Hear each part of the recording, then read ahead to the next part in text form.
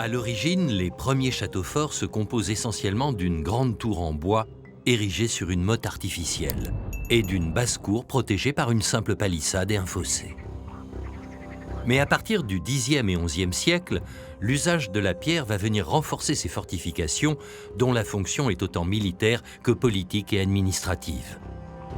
Petits et grands seigneurs les construisent au sein de territoires très convoités, à une époque où Français et Anglo-Normands se disputent chaque position stratégique. Les châteaux forts sont alors conçus pour être des refuges imprenables, symboles du pouvoir féodal. Cette défense dite passive repose en majeure partie sur la succession d'obstacles maçonnés et des donjons aux formes quadrangulaires n'offrant aucune prise à l'adversaire. En 1180, l'accession au trône de Philippe Auguste, le roi bâtisseur, va révolutionner l'architecture des châteaux forts qu'il intègre à sa stratégie de reconquête du territoire. Entre 1199 et 1214, il mène de grandes campagnes et reprend au nord l'Artois, le Boulonnais, le Valois et le Vermandois. À l'ouest, il rattache le Vexin normand, la Normandie, la Bretagne, le Maine, le Poitou, la Touraine et l'Anjou. Au centre, il annexe le Berry et l'Auvergne, et enfin à l'est, il récupère la Champagne. Pour administrer et défendre ces territoires, Philippe Auguste va faire construire un nombre considérable de forteresses au plan standardisé. Les tours carrées ont été abandonnées au profit de tours circulaires percées d'archères, offrant aux soldats tous les angles de tir nécessaires à une défense plus active de la place forte. Ces tours rondes ont également vocation à faire ricocher les projectiles de l'assaillant, car de retour de croisade, les souverains français et anglo-normands ont rapporté avec eux les plans d'engins de jet particulièrement dévastateurs. Ainsi, au XIIIe siècle, trébuchets et mangonneaux sont de plus en plus employés pour assiéger les places fortes. Face à cette nouvelle menace, l'architecture des châteaux va continuer de s'adapter.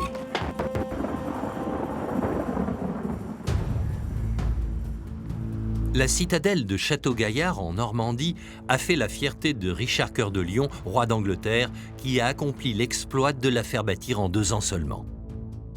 Ultime rempart destiné à stopper la progression de Philippe Auguste vers Rouen, ce château fort a été doté de nombreux attributs permettant de résister aux nouvelles techniques d'attaque. Vous avez là derrière moi la Seine et c'est là tout l'enjeu. Parce que en fait, le roi de France va essayer d'envahir la Normandie par la Seine et donc il faut absolument contrôler la Seine. Et pour ça, le roi d'Angleterre, Richard Cœur de Lion, dans le lit de la Seine, il a fait planter 3 rangées de pieux qu'on appelle une estacade et qui empêchait la navigation des bateaux. On ne pouvait plus aller en direction de Rouen et le château était là, sur un promontoire rocheux, 100 mètres au-dessus de la Seine, donc pour contrôler cette estacade. Et en fait, ce château va bénéficier d'innovations qu'avait vues Richard lors de la 3e croisade. Il va voir des châteaux là-bas, en Palestine, et il va rapporter certaines idées comme les festons. Les festons, ce sont ces arrondis successifs sur la muraille qui ont pour but d'éviter que les pierres, quand elles sont envoyées par les catapultes, n'abîment trop facilement le mur. Les festons sont là pour faire ricocher les pierres. Autre innovation destinée à faire ricocher les projectiles, l'éperon de la tour maîtresse.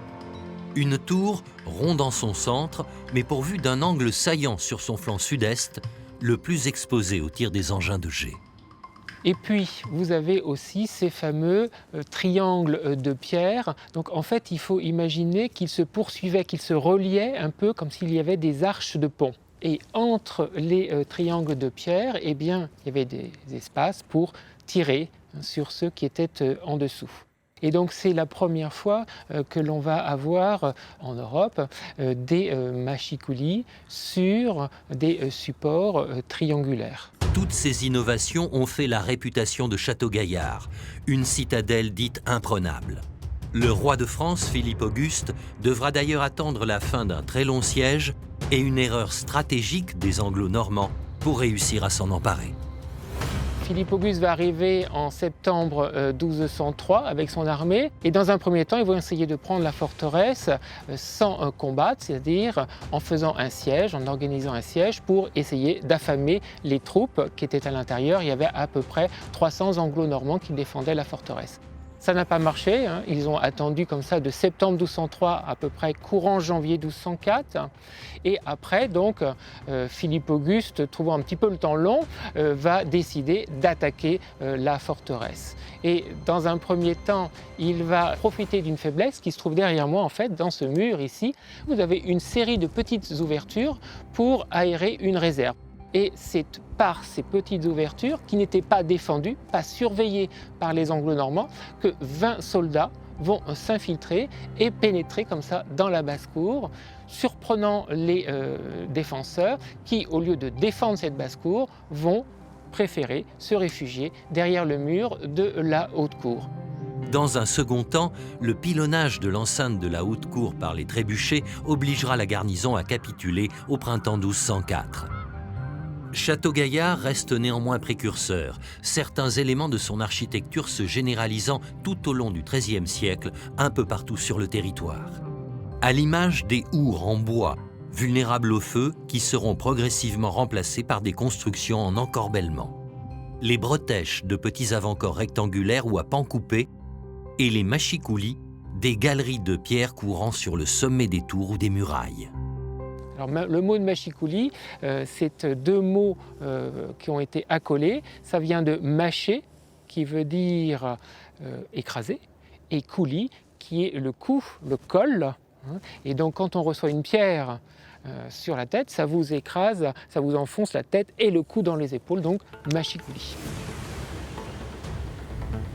Au château de Bénac, dans le Périgord, ces éléments de défense rendaient l'accès au pied du donjon particulièrement difficile pour les assaillants.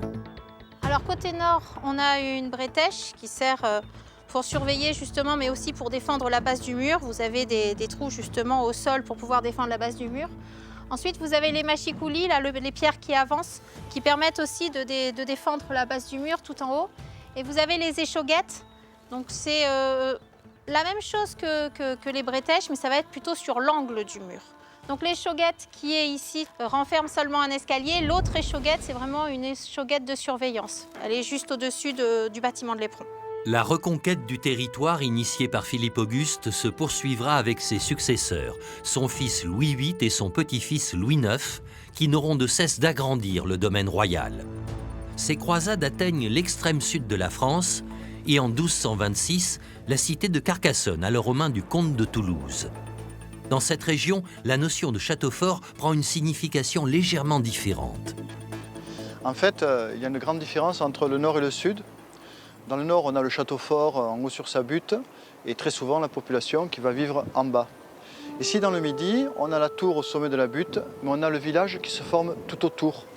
Et on appelle un château, en fait, un village fortifié, où tout le monde vit ensemble et où tout le monde se connaît. La guerre, en particulier la croisade contre les hérétiques qualifiés d'albigeois, qui va commencer en 1209 et qui se terminera 20 ans plus tard, va faire que ce monde change. Le pouvoir va changer, devenir royal. Et à ce moment-là, on aura une architecture française et également une nouvelle frontière avec le royaume d'Aragon, c'est-à-dire l'Espagne. Pour le représenter, le roi de France installe à Carcassonne un sénéchal. À ce moment-là, pour protéger le sénéchal du roi, on va construire le château de type augustéen, qu'on appelle aujourd'hui le château comtal, mais qui s'appelait effectivement le château royal au Moyen-Âge. Dans ce même temps, on crée ici une spécialité régionale qui était l'Inquisition. Cela va provoquer des soulèvements de population. Cette population qui se soulève, elle est trop dangereuse. On la chasse de l'autre côté du fleuve, au moment même où on construit alors une seconde enceinte. En temps de guerre, l'espace aménagé entre les deux remparts permettra de piéger l'ennemi sur un terrain découvert. En temps de paix, il servira à accueillir des manifestations en tout genre, comme des marchés ou des foires. Et quand cette seconde enceinte est construite, entre 1240 et 1260 à peu près, eh bien, on renforce de nouveau l'enceinte intérieure avec de nouvelles tours, avec une architecture plus moderne, des tours à bec, pour se défendre des catapultes, avec un éperon. Désormais, on a des défenses actives avec des archères En étrier, à ce moment-là, les tours sont beaucoup plus grosses. On a des pierres à bosse. On a des doubles herses, 2 portes, 2 herses. On a des ponts basculants qui vont se mettre en place plutôt vers le XVe siècle, alors que jusque-là, on avait des ponts de bois où on enlevait les poutres et on avait un vide et des fossés. C'est un chantier qui a dû durer entre 1240 et 1280. Sur une cinquantaine d'années, en fait, on a eu le temps à Carcassonne de faire qu'une ville romaine devienne une ville médiévale. Cette vaste acropole constitue un ensemble monumental et hors norme. Le rempart, long de 3 km, est jalonné de 40 tours et de 2 grandes portes. Classée au patrimoine mondial de l'UNESCO en 1997, Carcassonne est souvent désignée comme la plus belle cité fortifiée d'Europe. Ici, derrière la beauté des pierres, se cache en fait un enfer historique. La ville de Carcassonne est une ville caserne, au même moment où elle devenait une ville prison. Et il faut dire que bon nombre des tours de Carcassonne ont servi de prison jusqu'à la Révolution. Et c'est ici que des centaines et centaines de personnes seront emprisonnées, sans savoir pourquoi d'ailleurs, pour dépendre de ce tribunal terrible qu'était l'Inquisition. Depuis Carcassonne, le sénéchal mandaté par le roi administre le territoire et protège la nouvelle frontière entre le royaume de France et celui d'Aragon. Fixée en 1248 par le traité de Corbeil, cette nouvelle limite du royaume suit le tracé de plusieurs vallées successives. Pour les surveiller, d'imposantes forteresses ont été investies quelques années plus tôt par l'armée de Louis IX. Leurs noms : Aguilar, Quéribus, Peypertus ou encore Puylaurens. Parmi ces citadelles du vertige perchées au sommet des falaises, celle de Peypertus, dans l'Aude, est sans doute la plus impressionnante. Avec l'arrivée du roi, on n'a plus besoin de loger une famille seigneuriale, mais on a besoin de loger une garnison. Donc le système est radical. On rase quasiment tout, on détruit tout, et on repart sur un plan totalement différent, avec une volonté de fermer tout le sommet du promontoire sur lequel est bâti le château. On veut vraiment occuper l'intégralité de la crête. Donc à mon point de vue, les gens qui sont en charge de cette opération vont très vite, à partir de vestiges existants, créer un premier noyau fortifié qui correspond à ce bâtiment qu'on appelle le donjon vieux. Et ce qui est révélateur, c'est qu'on voit sur la partie semi-circulaire qui est derrière moi, qui n'est pas une tour au départ, mais qui est l'abside d'une église romane, on voit la différence entre les maçonneries antérieures à la période royale, du XIe, XIIe siècle, etc., en partie basse, avec des petits moellons, et on voit les grandes pierres de taille et les créneaux émerlons percés d'archères de la partie royale. Ça se distingue très très nettement ici. Donc on a dans un premier temps un premier noyau fortifié qui est lancé sans doute très vite et à peu de frais, et depuis ce noyau, on organise la construction du grand chantier qui lui va durer des décennies. La forteresse mesure 300 mètres de long et environ 60 mètres de large. Elle est en réalité constituée de 2 châteaux séparés par une vaste esplanade centrale bordée par un rempart et des tours semi-circulaires. En partie basse, la première enceinte intègre le donjon vieux et les bâtiments de la garnison, tandis que le second château, érigé 200 mètres plus haut, sert de retranchement en cas de siège. L'idée de faire un château aussi grand, c'est, à mon avis, elle est double, peut-être triple même. C'est d'une part d'impressionner. On arrive sur une zone tendue. Il s'agit de montrer que le roi de France est fort, et il est fort. Il s'agit, à mon avis, vraiment de préparer la progression des armées royales françaises vers le sud, c'est-à-dire on a sur des châteaux qui sont un dispositif aussi offensif. Et le troisième point, c'est qu'en créant ces châteaux, on crée des grands chantiers dans lesquels on va embaucher la main-d'œuvre locale, elle va être payée correctement, et ça va, à mon point de vue, énormément favoriser l'assimilation des populations locales à l'autorité royale française. Bien qu'érigées dans un environnement particulièrement hostile, ces citadelles du vertige n'échapperont pas à la volonté du roi d'imposer le style architectural et défensif initié par Philippe Auguste. On est sur l'héritage château-fort philippien, mais par contre totalement adapté à un contexte de montagne, un contexte rocheux. Ici, on n'a pas le donjon classique, la grande tour ronde, etc., parce qu'elle n'a pas lieu d'être dans ce contexte, dans cette topographie. Mais par contre, on a un principe de défense active avec toujours une partie forte au niveau des ouvertures de tir, au niveau des chemins de ronde. Tout est conçu ici pour l'arbalète. Donc quelques hommes bien équipés en arbalète avec des quantités de munitions suffisantes arrivent à bloquer quand même un effectif important d'adversaires. À 30 km à vol d'oiseau de Peypertus, le château de Puylaurens se dresse au sommet du mont Ardu. Perché sur cet éperon calcaire, à 700 mètres d'altitude, cette citadelle est sans doute la plus inaccessible des 5 forteresses protégeant la voie menant au château royal et à la cité de Carcassonne. Ces 5 châteaux étaient Peyrepertus, Quiribus, Aguilar, Thermes et Puylaurens. Ils constituaient donc la ligne Maginot du royaume de France. Et donc ces 5 châteaux vont être baptisés les 5 fils de la sénéchaussée de Carcassonne, puisque leur rôle est défensif et effectivement de protéger à tout prix Carcassonne. Donc en fait, le château de Puylaurens était finalement le plus important des 5 fils de la sénéchaussée de Carcassonne, puisque c'était le plus méridional, le plus au sud. Passé aux mains de la royauté française en 1250, le château va connaître une longue période de consolidation et de fortification jusqu'en 1285. Puylaurens doit à tout prix défendre la région contre les incursions espagnoles. Les systèmes de défense vont ici, bien plus qu'ailleurs, être multipliés. Les fondations du château, c'est la montagne. Et un des premiers systèmes défensifs, donc ça c'est le génie des constructeurs français, consiste à épouser la forme de la montagne. Mais surtout, pour corser l'approche, on va construire les murs d'enceinte au bord du vide. On oblige l'ennemi à emprunter un seul accès, ce qui permet effectivement d'installer tous les systèmes défensifs possibles qu'on a pu imaginer du XIIIe au XVIIe pour empêcher l'ennemi de rejoindre la première enceinte. C'est-à-dire qu'on va installer un système d'accès en chicane. Donc la chicane est une série de virages à angle droit. On va avoir 9 niveaux de chicane, fermés par des murs, percés de meurtrières. À savoir que ce système de chicane est un système de sas, c'est-à-dire qu'on bloque l'ennemi dans un espace restreint. Ensuite, on va rajouter également la barbacane, une construction défensive qui se trouve à l'extérieur du château et qui permet de contrôler la montée au château. Et pour finir, après la porte de la première enceinte, on va mettre en place un système de courettes qui est un véritable cul-de-sac. Ce cul-de-sac est fermé par une grande porte et de part et d'autre, on a 12 meurtrières. Donc, autant dire, pardonnez-moi, que c'est une véritable boucherie. Si la montagne fait partie intégrante de la défense de ces places fortes, la topographie du lieu a également été utilisée pour construire plus rapidement, maîtriser les coûts du chantier et limiter les transports. Quand on imagine construire une telle forteresse dans un endroit aussi escarpé, la première question qui vient, mais les pierres, etc., comment on fait pour porter les matériaux? Alors, on ne les porte pas, en fait, les matériaux, on les prend systématiquement sur place.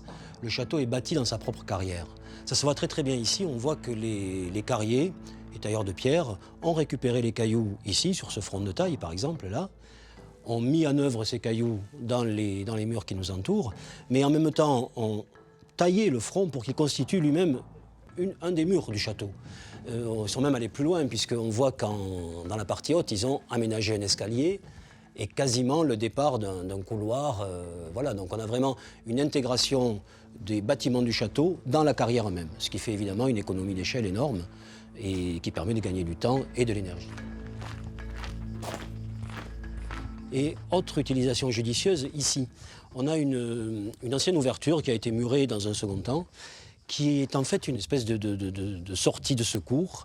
On peut toujours évacuer une partie de la garnison, une personne, un messager, etc., très discrètement, parce que derrière cette poterne, on arrive sur une aiguille rocheuse qui masque la descente. Donc là encore, on se sert de la topographie pour rendre le château encore plus efficace. Pour accéder au chantier du château haut, les bâtisseurs devaient traverser l'esplanade centrale et gravir un escalier vertigineux de 71 marches taillées dans le roc. Ici aussi, le château a donc été construit sur sa propre carrière. Et pour acheminer le reste des matériaux depuis la vallée, l'usage des engins de levage médiévaux était bien sûr incontournable. Donc ici, on a un aménagement intéressant, puisque cette encoche qui est taillée dans le rocher semble être l'emplacement d'une cage à écureuil, un treuil qui permettait d'acheminer les matériaux, puisque bien sûr on prenait la pierre sur place, mais quand même il y avait quantité de choses à monter, il y avait le bois, il y avait les tuiles, il y avait le liant, le mortier de chaux, etc. Tout ça, il faut acheminer des matériaux ici. Et effectivement, quand on regarde ce surplomb de falaise, on s'aperçoit qu'on peut arriver assez facilement en contrebas et gagner donc évidemment une grosse charge de travail. Les œuvriers du château de Guédelon en Bourgogne utilisent quotidiennement les cages à écureuils. Ce chantier d'archéologie expérimentale s'est donné pour mission de construire un château fort selon les techniques du XIIIe siècle. Pour fabriquer leurs engins de levage, les initiateurs du projet se sont donc inspirés des enluminures du Moyen-Âge. Ils ont ainsi reproduit à l'identique différents modèles de cages à simple ou à double tambour. Cet engin de levage, connu depuis l'Antiquité, fonctionne grâce à la démultiplication des forces. La cage, d'un diamètre de 2 à 3 mètres, munie de rayons, est montée sur un axe qui entraîne un tambour solidaire sur lequel vient s'enrouler la corde tirant la charge à soulever. La démultiplication de la force de levage est de 1 pour 10. Un ouvrier peut donc soulever à lui seul jusqu'à 500 kg. Avec un double tambour et 2 hommes à l'intérieur, cet ancêtre de la grue permet de hisser des charges pouvant aller jusqu'à 800 kg. Les cages à écureuils peuvent être facilement démontées et replacées à n'importe quel endroit du chantier, y compris tout en haut des murailles.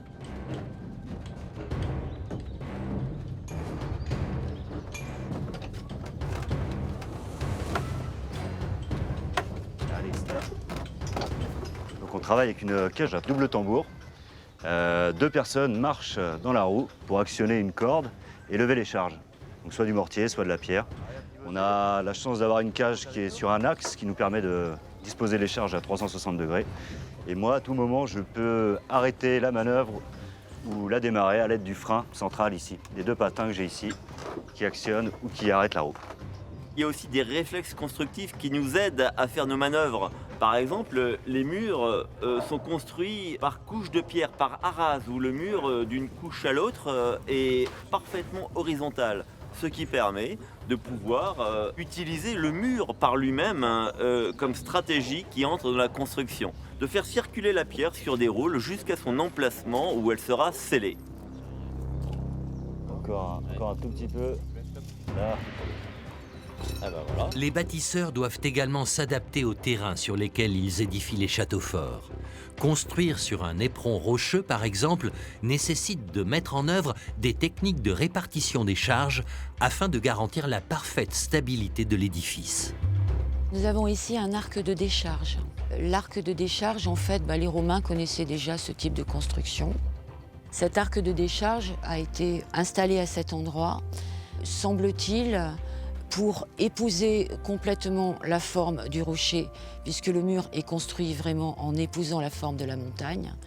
Mais il a été construit surtout parce que cette pierre comporte une faille.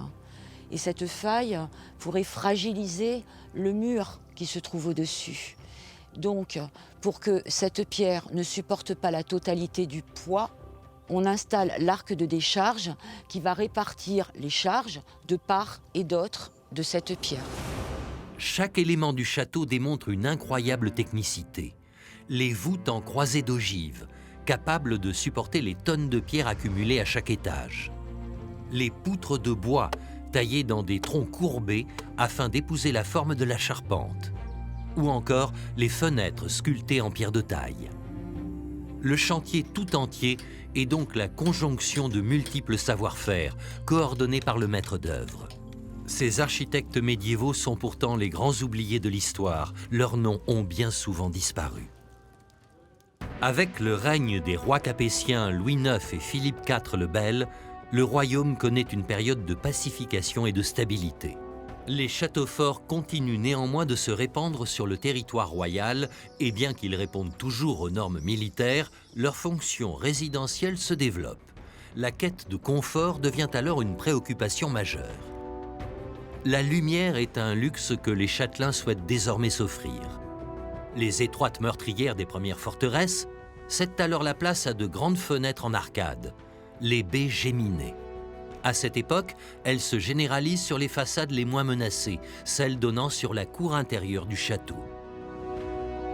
À l'intérieur, dans la largeur du mur, des assises de pierre de taille appelées cou-sièges permettent aux occupants du château de profiter pleinement de la lumière du jour. Cet apport de luminosité offre au château fort un tout nouveau visage. Les murs y sont généralement décorés avec soin à l'aide de motifs très colorés. Sur le chantier médiéval de Guédelon, les bâtisseurs ont ressuscité une très vieille technique, la détrempe à la chaux. Alors ces murs sont enduits d'un enduit à la chaux qui va être recouvert d'un badigeon avec un lait de chaux qui va faire la surface blanche, le fond blanc sur lequel on va appliquer la peinture. Et ces enduits à la chaux vont réguler l'hygrométrie. Ils vont être respirants, donc absorber l'excès d'humidité. Quand on peint sur un enduit sec, il faut apporter des liants pour que ça tienne longtemps. Donc on va mettre de l'œuf, un œuf entier battu en omelette, et on va rajouter de la colle de peau d'animal, parce que dans la peau des animaux, il y a du collagène. Et ce mélange va relativement peu s'écailler. Et comme au Moyen-Âge, tous les ocres utilisés par les peintres sont obtenus à partir de pierres et de sable prélevés dans la carrière ou aux abords du château. On a toutes les matières premières qui sont là dans les mannes. De la pierre, de la terre, du sable, de l'argile, du chantier, ici autour du château. Les ocres, c'est un oxyde métallique qui est fixé sur cette matière-là. Et ocre, en grec, ça veut dire jaune. Donc on est dans la famille des jaunes, toujours. Les pierres, on va les broyer, tamiser pour avoir une poudre le plus fin possible. Et puis pour ce qui est des terres, des sables et des argiles, on va les laver. Et le tamis va conserver tout ce qui n'est pas intéressant, les sables, les graviers, les racines, et va laisser couler en dessous un jus coloré. Ce jus, on va le sécher et quand c'est sec, en faire de la poudre. La poudre, elle est minérale. On peut la stocker quasi éternellement jusqu'à en faire de la peinture. Sur certaines de nos couleurs, on va les utiliser pures et d'autres, on va les faire rougir. Entre 800 et 900 degrés, on va rubéifier la matière, donc passer d'un beige à un rosé, d'un jaune à un rouge ou d'un brun pas très joli, pas intéressant. Le rougir aussi, ça deviendra un brun rouge, donc de l'hématite. Les cheminées sont sans aucun doute l'élément de confort le plus indispensable à la vie quotidienne du château. Elles y apportent un minimum de chaleur et sont bien sûr essentielles à la préparation des repas.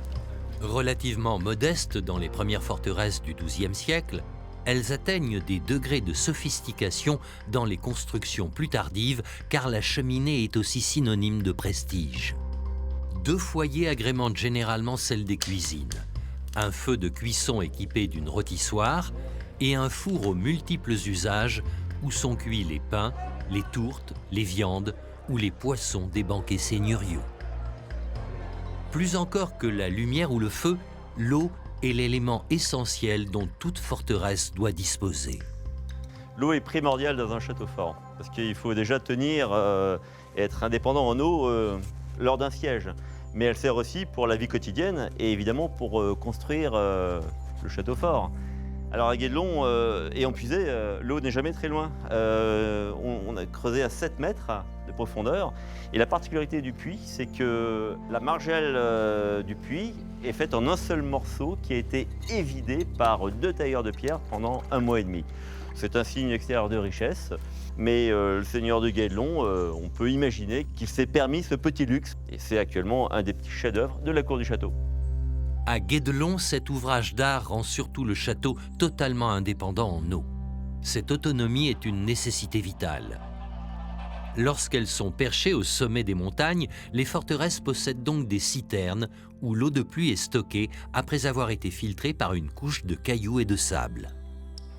En plaine, les demeures des seigneurs les plus fortunés sont parfois équipées d'un système complexe de canalisation captant des sources parfois à plusieurs kilomètres. C'est le cas à Vincennes, château royal par excellence. Dans tous les châteaux du Moyen-Âge, il faut de l'eau, beaucoup d'eau. Et donc très tôt, dès le XIIIe siècle, à l'époque de Saint-Louis, en 1234, j'ai des textes qui indiquent qu'on va capter des sources sur les hauteurs de Montreuil, à 3 km au nord, et on conduit l'eau par des conduites qui d'abord ont été en plomb et qui ensuite ont été en terre cuite. Donc ce système qui existe depuis 1234, et il est attesté par les textes, a fonctionné jusqu'au milieu du XIXe siècle. Donc l'eau arrive des hauteurs de Montreuil, au nord à 3 km, elle entre dans le château et elle va alimenter une fontaine qui était au centre de la cour du manoir. Et ensuite, de là, l'eau a été redistribuée. Mais une source, ça peut être coupé par les gens qui font le siège. Et donc en général, on double l'approvisionnement par source avec des citernes pour stocker les eaux pluviales et avec des puits. Il y en a un dans le donjon et il y en a un devant la Sainte-Chapelle et le donjon qui est actuellement visible. Donc ça donne une idée de l'importance, 3 km de canalisation, plus un système pour les eaux usées, quand il y avait un certain niveau d'eau dans les fossés, l'égout les rejetait et les conduisait dans la Marne. Donc on a au total 6 km de tranchées et d'égouts pour le système hydraulique de Vincennes au Moyen-Âge. C'est à l'échelle d'une ville, c'est quelque chose d'extrêmement coûteux. Typique de l'architecture militaire de la fin du XIVe siècle, le château royal de Vincennes comporte un fossé de 11 mètres de profondeur et de 25 mètres de large. Ses murailles sont couronnées de machicoulis en pierre, posés sur une série de corniches en surplomb. Un châtelet d'entrée, composé de 2 tours jumelles et d'un pont-levis, en constitue l'unique accès, protégeant ainsi le donjon. Avec ses 50 mètres de hauteur, il est en 1369 le plus haut d'Europe. Son édification nécessitera l'utilisation des techniques de construction les plus innovantes empruntées aux bâtisseurs de cathédrales. Le renforcement de la maçonnerie par des barres de fer en constitue le parfait exemple. Ici à Vincennes, la restauration qui a été faite il y a une quinzaine d'années a entraîné le démontage d'une partie des parements et surtout m'a donné la possibilité de fouiller au-dessus des voûtes, à tous les étages. Et donc nous avons trouvé des barres de fer. Et au total, nous savons maintenant que ce donjon de 50 mètres de haut, voûté, donc avec des problèmes d'équilibre très, très importants, est entièrement ferraillé à partir du 2e étage. C'est-à-dire à partir du moment où il y a effectivement des risques de poussée oblique vers l'extérieur des voûtes. Donc vous avez là ce qu'on appelle une agrafe, vous voyez une barre de fer coudée. Ce genre d'agrafe a pour objectif d'empêcher l'écartement des 2 pierres qui sont aux 2 extrémités. Elles sont engravées, c'est-à-dire insérées à l'intérieur de rainures qui sont creusées dans la pierre, et elles sont recouvertes de plomb pour éviter l'oxydation. Et c'est une révélation sans précédent. Il y a au total dans cet édifice 2,5 km de barres de fer, c'est-à-dire environ une quinzaine de tonnes de barres de fer, ce qui est sans précédent dans l'histoire de l'architecture médiévale en France. Construites en pleine guerre de 100 ans à partir de 1361, ces fortifications caractérisent parfaitement la dernière partie du Moyen-Âge, au cours de laquelle le conflit opposant le royaume de France et celui d'Angleterre connaît plusieurs phases successives de fortes tensions. Au cours de cet interminable conflit, les châteaux forts acquièrent une dimension résolument ostentatoire. Avec son enceinte de 1200 mètres de périmètre et ses 9 tours résidences hautes de 40 mètres, la forteresse de Vincennes s'impose donc comme l'ultime symbole d'une monarchie en quête de reconnaissance. Affirmer la qualité de l'architecture, le décor sculpté et la hauteur, c'est une volonté de puissance. Donc c'est un des premiers exemples de ce qui deviendra classique à la Renaissance et au XVIIe siècle avec Versailles ou Chambord à l'époque de François Ier. Une monarchie qui, par sa construction, par le décor, par la sculpture, affirme sa puissance. Mais ce qu'il faut bien comprendre, c'est que Vincennes est une forteresse, le donjon en particulier, mais c'est aussi une résidence royale. C'est la seule résidence d'un souverain qui subsiste en France. Ah, c'est une belle cloche, hein. En fait, c'est une pièce rarissime. Des cloches du XIVe siècle conservées, en France, c'est rarissime. Alors, en général, ces cloches ont été fondues dans les guerres de religion ou de la République et de l'Empire pour faire des canons. Des canons dont l'apparition va radicalement changer l'art de la guerre. Et avec lui, l'architecture militaire, qui devra s'adapter à ces nouvelles armes de destruction. Dès la fin du XIVe siècle, de nombreuses pièces d'artillerie prennent position sur les champs de bataille et à l'intérieur des citadelles. Si les premiers boulets en pierre sont peu efficaces, les boulets en fonte qui apparaissent au milieu du XVe siècle ont quant à eux une puissance dévastatrice. Désormais, l'artillerie est en mesure de concentrer ses tirs sur n'importe quel point du rempart et donc de créer des brèches. Au cours de la guerre de 100 ans, bon nombre de forteresses vont donc évoluer dans leur forme et leur architecture, afin de pouvoir accueillir ces dispositifs d'artillerie et les utiliser pour se défendre. À Castelnau, par exemple. La réponse architecturale du château de Castelnau est d'épaissir ses murs ou de les multiplier.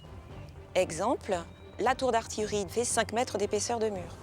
Donc une énorme tour d'artillerie, 30 mètres de haut, et qui accueille des canons, ces armes qui sont apparues au XIVe siècle, mais qui deviennent très performantes et qui devront lutter contre les assauts, cette fois d'un nouvel assaillant, les protestants lors des guerres des religions.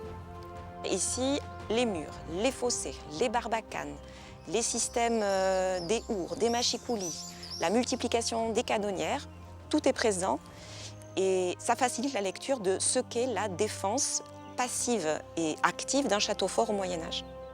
Réaménagé à partir de 1445, le château de Bonaguil en Nouvelle-Aquitaine va bénéficier de toutes les améliorations capables de le faire résister au perfectionnement de l'artillerie. Son commanditaire, Béranger de Roquefeuille, est un seigneur mégalomane. En appliquant ici toutes les dernières innovations en matière de système défensif, il va faire de ce château-résidence une forteresse militaire imprenable.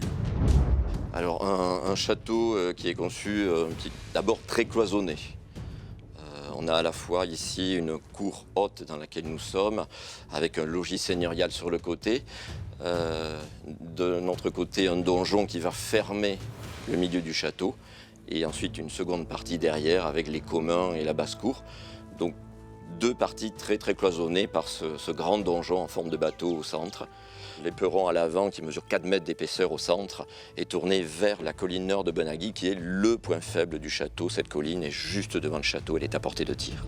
Avec cette forme en amande très profilée, le donjon est conçu pour dévier tous les boulets d'artillerie qui pourraient être tirés depuis la colline. Mais de par sa période d'achèvement vers 1510 et sa localisation en territoire pacifié, le château de Bonaguil ne connaîtra ni siège ni bataille, aucune mise à l'épreuve de ses systèmes de défense active. La forteresse est donc aujourd'hui dans un parfait état de conservation. C'est une construction pour le prestige. Béranger de Roquefeuille veut un château assez important. Il a doublé en réalité l'enceinte du château primitif par une deuxième enceinte, plus une troisième enceinte à l'avant, une barbacane, qui va protéger l'entrée du château. Donc effectivement une succession de systèmes défensifs bien connus déjà au Moyen-Âge et qui est là très développé, auquel il va ajouter des techniques défensives beaucoup plus modernes avec par exemple des canonnières percées dans les murs et non plus de simples archères. Il y a encore 104 canonnières percées dans les murs du château, donc il modernise des principes anciens. Pour accéder à certains systèmes défensifs, il faut descendre sous le château, dans une grotte naturelle qui traverse l'escarpement rocheux sur lequel l'édifice est implanté. Ici, nous sommes dans la grotte de Bonaguil, qui est le lieu de naissance du château, très certainement. On peut tout à fait imaginer ici une grotte fortifiée au départ de Bonaguil. Et cette grotte a ensuite servi, à l'époque du château de Béranger de Roquefeuille, de frigidaire, très certainement. C'est un frigo naturel ici, la température y est fraîche et à peu près constante. Ceci dit, cette grotte avait un autre avantage, elle traverse intégralement le château. Elle le traverse de part en part, la partie centrale tout au moins, ce qui permet de passer d'un côté à l'autre du fossé qui fait le tour du château. Et on avait là donc un couloir à usage défensif qui permettait d'accéder à une petite tour, une tour basse, solide, construite au fond du fossé. Une tour que l'on appelait alors moineau, percée de canonnières qui permettait de mitrailler le fond du fossé nord. Avec ses multiples enceintes situées à différents niveaux, le château de Bonaguil opère une défense dite à étage. Entre deux remparts, une fausse braie permet par exemple d'amortir les vibrations destructrices provoquées par les impacts de boulets contre la maçonnerie. Une fausse braie, ce n'est pas un fossé à proprement parler, c'est un fossé remblayé en totalité ou en partie pour renforcer la muraille extérieure et la rendre donc plus résistante aux tirs d'artillerie. Cette double enceinte remblayée intègre également des postes de tir avancés, des constructions défensives très modernes pour l'époque. Et parmi donc ces systèmes défensifs modernes, nous avons ici une casemate, c'est-à-dire un couloir de défense enterré dans le sol, percé de canonnières, des canonnières qui vont mitrailler le pied de la fortification. On a également des systèmes de chicanes. Un passage étroit, tortueux, qui va forcément ralentir l'avance des assaillants. On ne passe qu'un par un, on ne passe pas avec un gros armement. Et donc il est plus facile pour les défenseurs d'attendre les assaillants de l'autre côté. Ils les voient arriver un par un. Il y a des canonnières qui tirent dans les chicanes. Renforcée par toutes ces innovations, la capacité des châteaux forts à se défendre n'est pas remise en cause. Néanmoins, les édifices qui sont construits à partir du XVe siècle sont très différents de leurs prédécesseurs. Ils sont de plus en plus enfouis, afin d'empêcher que les tirs d'artillerie n'ouvrent des brèches dans leurs murs d'enceinte. La forteresse de Sals, aux portes des Pyrénées-Orientales, est de cela. Construite à la fin du XVe siècle sur ordre du roi d'Espagne, elle défend alors la frontière avec la France. La grande innovation de la forteresse de Sals, c'est d'avoir construit un bâtiment qui va être presque enterré. On est ici dans les fossés extérieurs du monument qui font 25 mètres de large, près de 20 mètres de haut. Donc on a une position extrêmement massive, renforcée et à l'abri, avec des attaquants qui sont totalement à découvert et qui, pour arriver jusqu'ici, ont quand même beaucoup d'obstacles. Quoi qu'ils fassent, on leur tire dessus. Les fossés sont protégés au moyen de canonnières percées au bas des murailles. Ces dernières sont élargies à leur base et épaissent d'environ 14 mètres. Une masse de pierre colossale censée protéger l'édifice des coups directs de l'assaillant et qui donne à cette forteresse un style très particulier. Il y a un côté énigmatique à la forteresse de Sals. On voit une silhouette très massive, à moitié enterrée, ça veut dire que de loin on ne voit qu'un petit bout. Et plus on s'approche, plus on découvre à la fois la silhouette massive du lieu et en même temps, quand on va rentrer à l'intérieur, alors là, là c'est le jour et la nuit. Vous avez une architecture beaucoup plus douce, même si elle est militaire. On est là pour défendre, mais à l'intérieur, on est là pour vivre. On est ici dans un lieu totalement ouvert, alors qu'on était à l'extérieur dans un lieu totalement fermé. Effectivement, ces arcades, par exemple, qui sont quand même peu habituelles en France, mais qui sont assez communes en Espagne, cette architecture assez arrondie que l'on va retrouver, par exemple, devant ce puits. Et c'est vrai qu'il y a une ambiance qu'on pourrait appelée arabo-andalouse en termes d'architecture, même si ce n'est pas directement une origine de l'architecture, c'est peut-être ce que ça peut nous évoquer. On peut vraiment se poser la question, mais pourquoi a-t-on construit quelque chose d'aussi immense? La réponse est dans le fait qu'on doit pouvoir héberger une garnison d'environ 2000 hommes. En cas de siège, ces 2000 hommes doivent pouvoir tenir 40 jours en totale autonomie, le temps que l'armée de secours arrive. Il leur faut donc des réserves d'alimentation conséquentes et une gestion rigoureuse de l'approvisionnement en eau. À Sals, des sources naturelles alimentent la forteresse et un innovant réseau de distribution d'eau contribue à son usage. Un des points faibles dans l'architecture militaire, c'est toujours l'eau, puisque le nombre de châteaux qui ont dû tomber parce que leur eau est empoisonnée, notamment le puits était empoisonné, sont très nombreux. Donc il est important de gérer l'eau de manière nouvelle, dans une conception nouvelle aussi de la guerre. Ici, on est dans un espace qui va distribuer l'eau. C'est pour ça qu'on appelle ça la chambre des vannes. Il y avait des vraies vannes qui permettaient de couper ou d'aller dans telle ou telle direction pour l'eau. Elle alimentait particulièrement d'ailleurs les services comme la boulangerie qui est à côté, mais aussi le donjon. Et dans le donjon, le gouverneur disposait de l'eau à quasiment tous les étages. Il y avait déjà une forme de confort pour ce début XVIe siècle assez exceptionnel. Et puis, ce qu'on appelle le service des armes. Le service des armes, c'est partout, mais absolument partout, des cheminements d'eau qui vont servir en particulier à prendre de l'eau pour pouvoir refroidir les canons. Au cœur des affrontements entre Français et Espagnols, la forteresse de Sals s'est imposée comme un modèle de place forte, dotée d'une architecture complexe et ingénieuse, capable de résister à toutes les tentatives de prise par l'ennemi. Comment est-ce qu'on peut prendre une forteresse comme Sals? Il y a 3 scénarios possibles. Soit vous pouvez faire un siège, mais c'est compliqué, parce que Sals, il a été taillé pour un siège, pour défendre le monument, et même d'attendre 40 jours que l'armée de secours arrive. La deuxième possibilité, c'est d'attaquer avec les canons extérieurs et de pouvoir essayer de faire tomber les murailles. Tout ça, c'est quasiment impossible. 12 mètres d'épaisseur de muraille, même avec les boulets métalliques. D'ailleurs, on le voit sur les traces actuellement du monument, c'est rarement efficace. Et la troisième solution, eh bien, c'est la sape. c'est de créer des galeries de mine, c'est-à-dire de passer sous le monument pour miner. Mais le plus intéressant, c'est que le monument, depuis le début, il a été construit pour contrer ces sapeurs. Donc qu'est-ce qu'on a, nous, tout en dessous?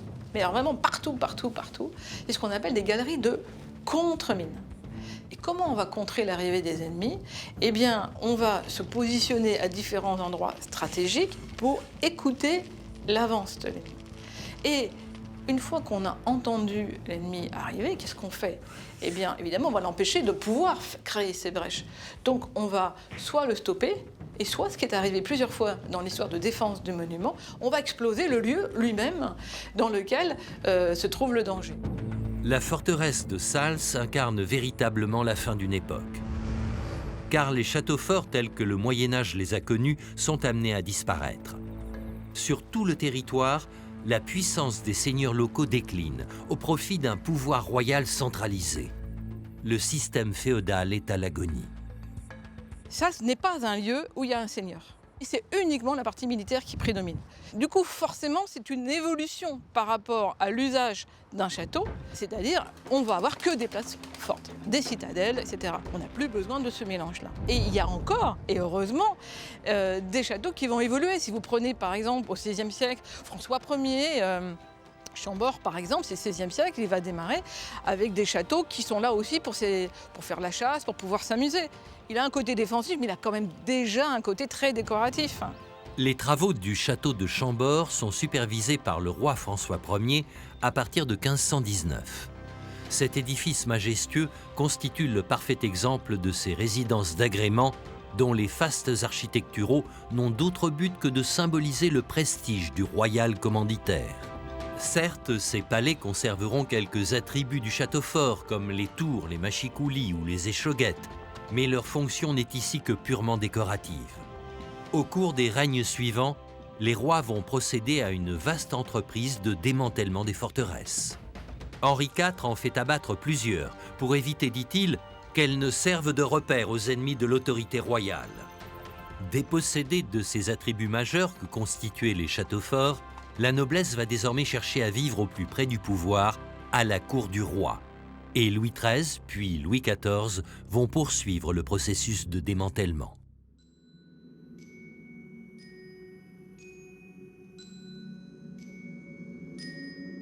Au XIXe siècle, le château se fait mystérieux ou lugubre sous la plume des auteurs romantiques. Tout un imaginaire se développe autour des ruines couvertes de mousse, envahies par la végétation.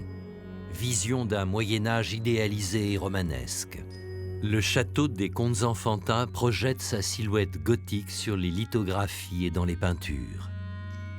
À partir de 1837, date de création de la Commission des monuments historiques, un mouvement de conservation se développe. Les châteaux sont alors restaurés dans l'intérêt national, à l'image du château de Pierrefonds dans l'Oise, qui illustre parfaitement l'exaltation poétique de la mode romantique.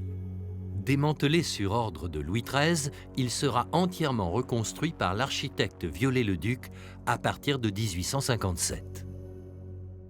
Il faut savoir que Viollet-le-Duc, quand il va se lancer dans la restauration complète du château, va avoir une visée pédagogique, afin de pouvoir apprendre à la population ce qu'est un château médiéval. Restauré fidèlement dans son aspect extérieur, le château de Pierrefonds se retrouve doté de tous les éléments essentiels du château médiéval. Un plan quadrangulaire, un double rempart agrémenté de 8 tours rondes, une barbacane équipée d'un pont-levis et des systèmes de défense comme les meurtrières, les machicoulis et les échauguettes. Donc on a toute cette grammaire architecturale qui a un but évident qui est d'expliquer. Alors Viollet-le-Duc a aussi la chance de pouvoir s'appuyer sur une véritable forteresse qui date de la toute fin du XIVe et début XVe, qui est donc le château de Louis d'Orléans. Et donc il va reprendre le plan caractéristique du château fort. Il y rajoute aussi des éléments un petit peu légendaires et littéraires relatifs à cette période qui sont repris dans la littérature du XIXe siècle. Les ruines, donc, dans l'idéal romantique, sont des endroits, donc on voit apparaître le terme pittoresque, où il fait bon se reposer et où l'âme s'élève. C'est dans la cour intérieure du château que ces éléments fantasmés par Viollet-le-Duc sont les plus visibles. Des réalisations architecturales de différentes époques se superposent sans réelle logique. Sur cette façade, des fenêtres à meneaux du XIIIe siècle côtoient des ouvertures trilobées gothiques et des galeries ouvertes sur des arcatures du XVIe et XVIIe siècle. Des ensembles statuaires de style roman répondent à des gargouilles aux formes étranges, offrant un décor au contraste aussi inédit qu'intrigant. On a des essais, on a des choses qui renvoient vers le Moyen-Âge, qui renvoient vers la connaissance du Moyen-Âge, mais avec des erreurs, on va dire ça comme ça, qui ne peuvent pas être celles réalisées par un architecte du Moyen-Âge. Donc il y a cette signature et une volonté de marquer que ce n'est pas un château authentique. Ensuite, on est dans un château spectacle, donc il faut que ça jette. Donc on essaie de mettre des éléments spectaculaires. Donc quand on arrive là, on en a plein les yeux et je pense que c'est déjà l'une des volontés de Viollet-le-Duc. Logée dans une tour, la chapelle du château est le parfait exemple de cette empreinte particulière laissée par l'architecte restaurateur. Création presque intégrale de Viollet-le-Duc, elle ne conserve d'authentique que l'abside, l'extrémité en demi-cercle située derrière le chœur. À divers niveaux, des tribunes, des loggias et des galeries enserrent la chapelle, lui conférant un élancement extraordinaire. À l'extérieur, un haut portail occupe la moitié de la façade. Une magnifique rosace surmonte le tout, en un ouvrage d'une extrême complexité évoquant bien la fin du XIVe siècle. Pierrefonds est donc manifestement une leçon d'architecture. Mais à l'intérieur du château, Viollet-le-Duc s'est autorisé plus de liberté, imaginant des sculptures, des boiseries, des décors peints et des meubles, qui annoncent plus l'art nouveau des années 1900 que le retour au Moyen-Âge. On est dans une salle un petit peu particulière qui est la salle des Preuses, qui était la grande salle de réception. Donc c'est ici que Napoléon III recevait. C'est ici qu'on en mettait un petit peu plein la vue à tout le monde. Donc il faut imaginer que cette pièce était aussi destinée à recevoir la collection des armures de l'empereur, donc qui se trouvait donc tout le long du mur ici, sous les différents blasons. Et Viollet-le-Duc s'est inspiré pour cette salle d'un élément spectaculaire, d'un véritable château médiéval, qui est le château de Coucy, qui se trouve à quelques kilomètres d'ici, pour cette magnifique cheminée des Preuses, qui donc existait au XVIe siècle dans cet état à Coucy. Sans être aussi spectaculaire, on peut dire que cette salle a un peu les mêmes fonctions que la Galerie des Glaces à Versailles. C'est le château rêvé. Quand on pense à Podane ou à la Belle au Bois dormant, le premier château qu'on imagine, c'est Pierrefonds. Et donc on est dans un château qui est aussi un château romantique. Et le romantique, c'est beaucoup d'imaginaire sur un peu de réel. Ce sont des ruines repensées. Et on peut dire que Pierrefonds, quelque part, c'est la réalisation concrète de la ruine repensée au XIXe siècle. Pierrefonds est le décor néogothique d'un conte de fées. 5 siècles d'architecture médiévale sont ici réunis, condensés dans un édifice relevant plus du mythe que de la réalité historique. Pendant un demi-millénaire, souverains et seigneurs ont fait construire des forteresses dont la beauté, la complexité et l'incroyable longévité fascinent encore. Ils sont autant de témoins d'une époque d'avancée technologique et de créativité. Ces édifices resteront à jamais le symbole du Moyen-Âge.